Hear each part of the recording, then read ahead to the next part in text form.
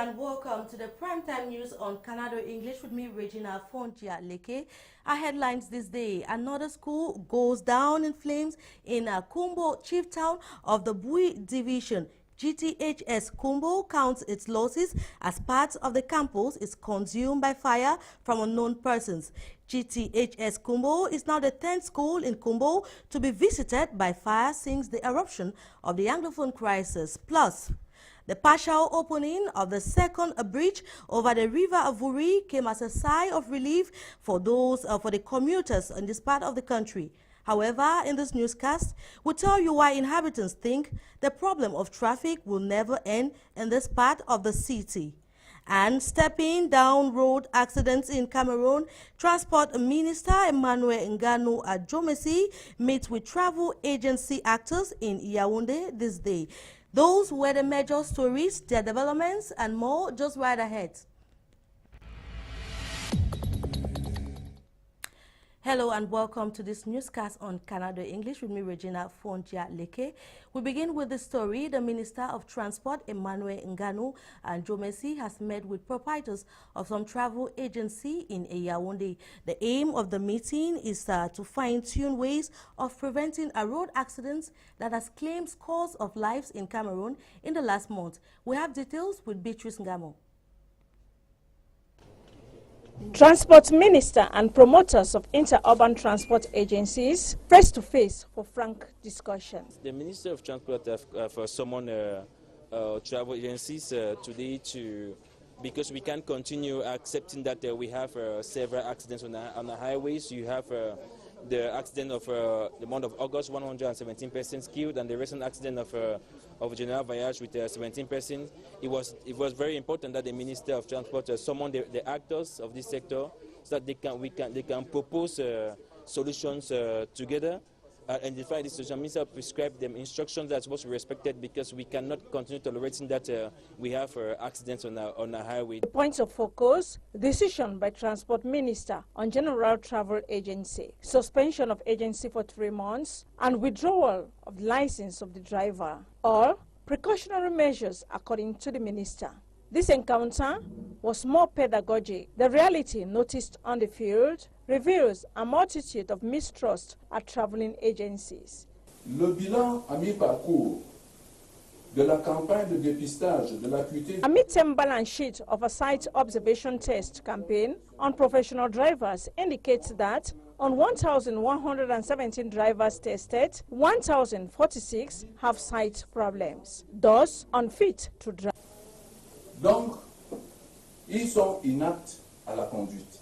Alarming, the minister recalls the rules to be respected. Initiative saluted by the promoters, especially as it's a kind of reminder for them to be responsible and know the drivers they put on the roads to avoid these accidents. A sensitization, advice to be applied to the latter. Engagement thus taken.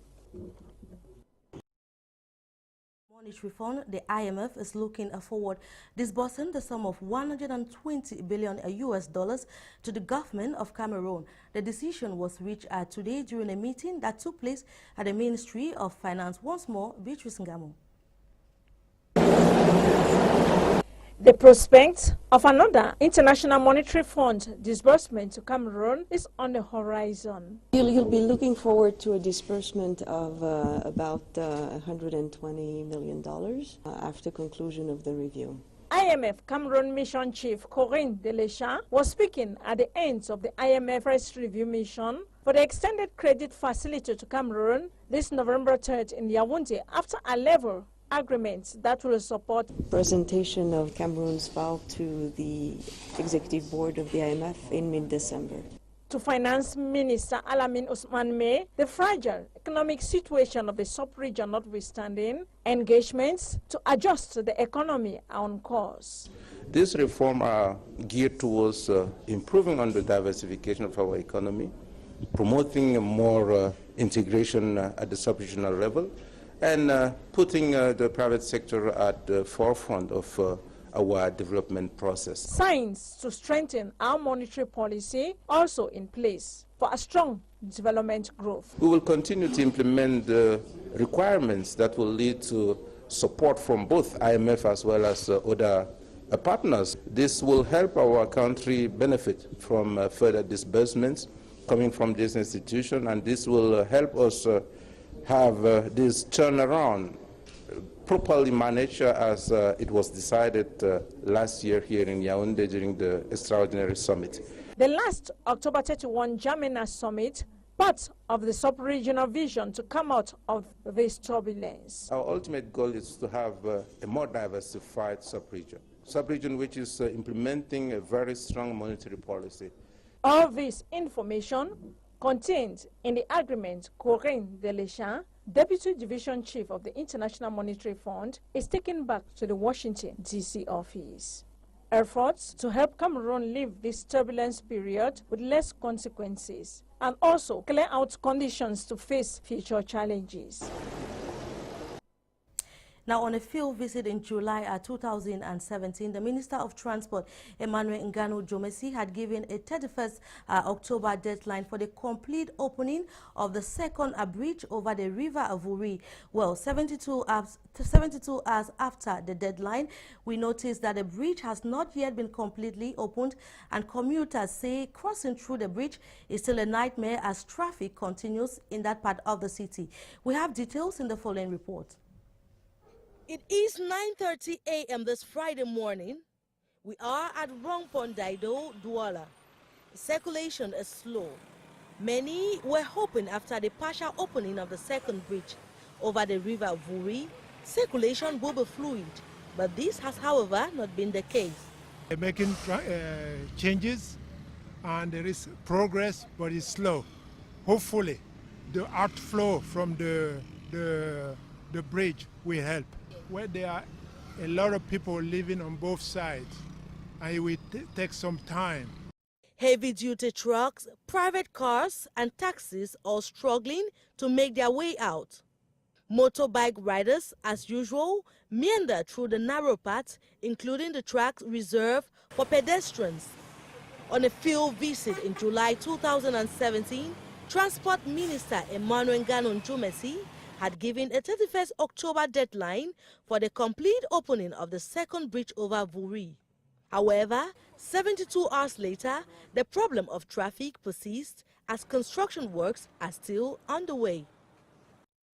One problem about the road to another now. Traveling from Yabasi in the Kam division to Douala has been described by commuters as a nightmare. Now, not only do the poor state of the road pose threats of accidents, but the commuters have to pay double the amount of the fare because of the poor condition of the road. Our reporter Dominic Meme traveled through that stretch of the road and brought back this report. A compulsory muzzle stretch exercise is needed to move a vehicle from Yabasi to Douala. The route is mainly deplorable, with passengers that have seen the transport fare doubled. A distance they paid 3,000 francs CFA before the start of the rains is now 6,000 francs CFA. In this situation, vehicle owners point accusing fingers at transporters' trade unionists. Il était question que nous puissions nous désolidariser. We want to abandon this trade union to put in place a new one that will permit passengers and traders to be at ease. The former trade union is ineffective.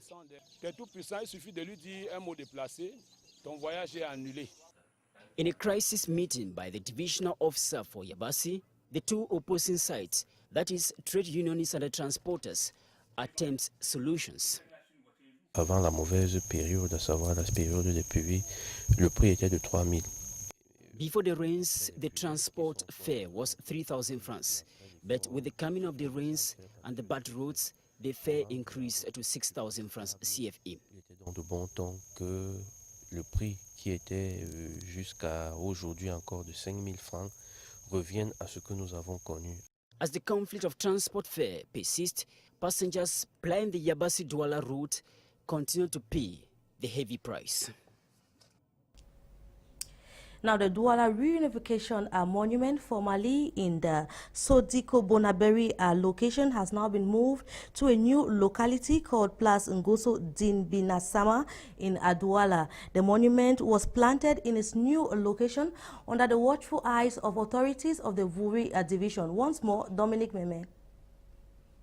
pouring of libation by traditional rulers of Sodiko Bonaberi Douala to appease the gods and unseat the 50th anniversary monument erected some few years ago.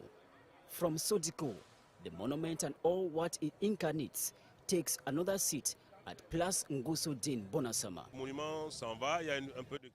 The monument is moving for a good reason. This is to permit free circulation. That is a good reason.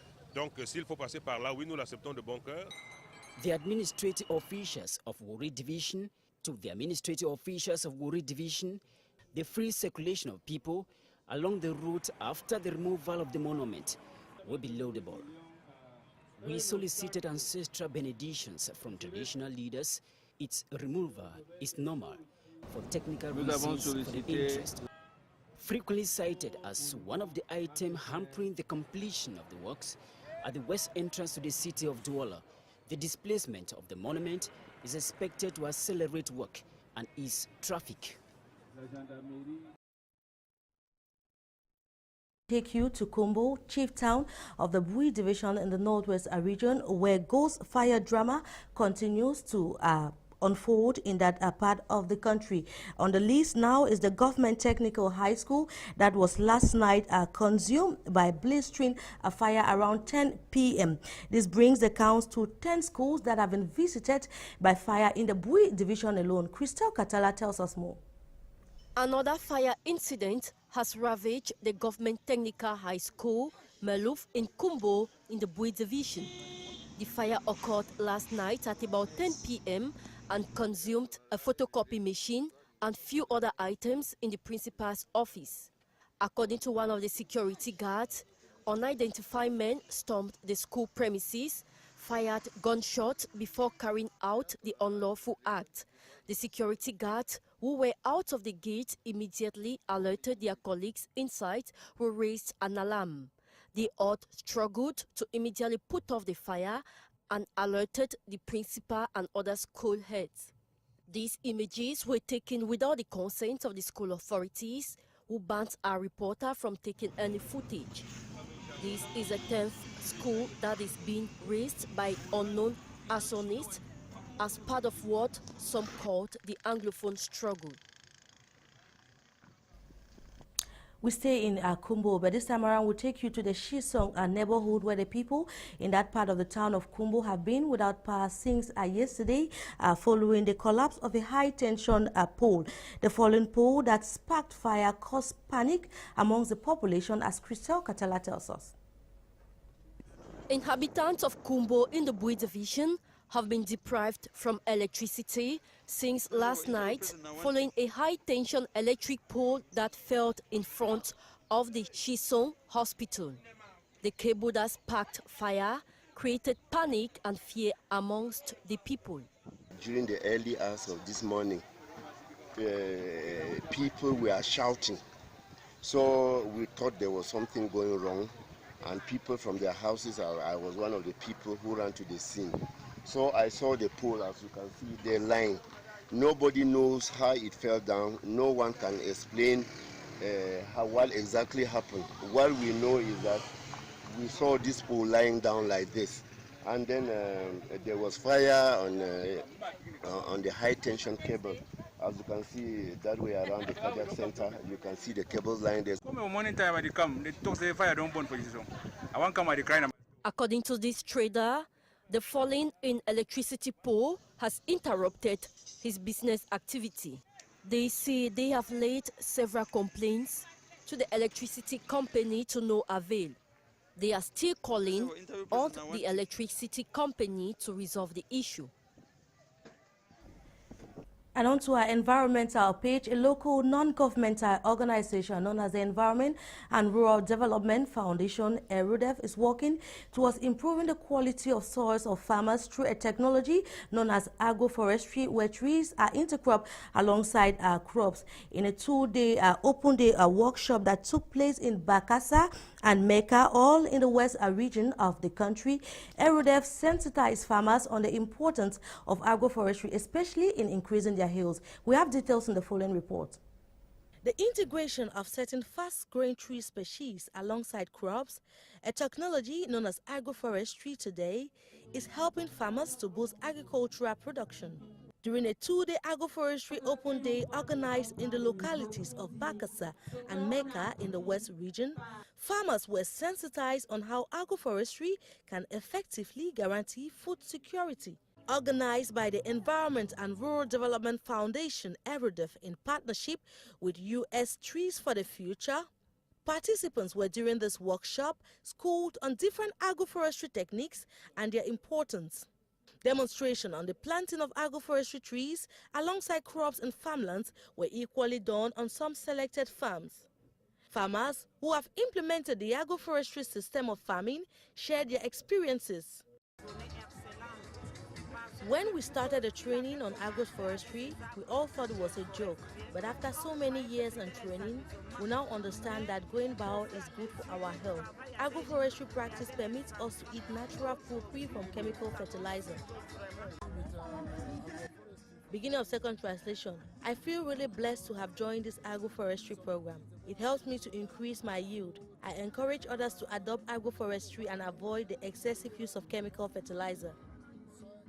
The rest of the community members have now expressed interest in joining the project. At the event, some 35 farmers who have done exceedingly well in the implementation of agroforestry practice were awarded with some prizes. Since 2017, the local NGO ERODEF, alongside its partner Tree for the Future, has reached over 100 communities and touching over 4,000 farmers' lives with the agroforestry development program. We now take you out of the country, precisely to Nigeria, where the country has implemented a controversial ban on cattle grazing. The government says the ban will bring peace to the area, but opponents have decried this as a recipe of anarchy. Our intern Solaj Ngono completes that story. Nigeria has implemented a controversial ban on cattle grazing that say will bring peace to the area, but opponents have decried as a recipe for anarchy. The ban in the southwestern Benue state follows year violent and often deadly clashes between nomadic Fulani herdsmen and local farmers. The herders accuse farmers of killing their cattle, while the farmers say the animals are destroying their crops. The new law will require everyone to keep their livestock on ranches. Those breaking the law face the possibility of a 5-year jail sentence. And in Burundi, the government has also banned, the drumming at unofficial events, including cultural ceremonies and weddings. The move is intended to bring serenity in the nation. Once more, Ngono Solange. Burundi's government has banned drumming at unofficial events, including cultural ceremonies and weddings, in an attempt to preserve the purity of the age-old practice that is internationally recognized. All groups seeking to perform cultural shows must now register with the Ministry of Culture and are not allowed to perform outside of official ceremonies without permission. A decree signed by President Pierre Nkurunziza has also banned women from playing drums. According to the AFP news agency, who quoted the decree, it is strictly forbidden to those of the female sex to beat drums. They can, however, carry out female folk dances accompanying the drums. This is an attempt to stop the new trend of Burundian women drumming. Traditionally, women never play the drum. It is seen as symbol of women. The carving represents her body, the belly, her vagina, and the protruding stick, her breast. Well, that story from Burundi brings us to the end of this edition of the News on Canada English. Thanks for watching. We wish you a very happy weekend, of course, in the company of programs on Canada English. Goodbye.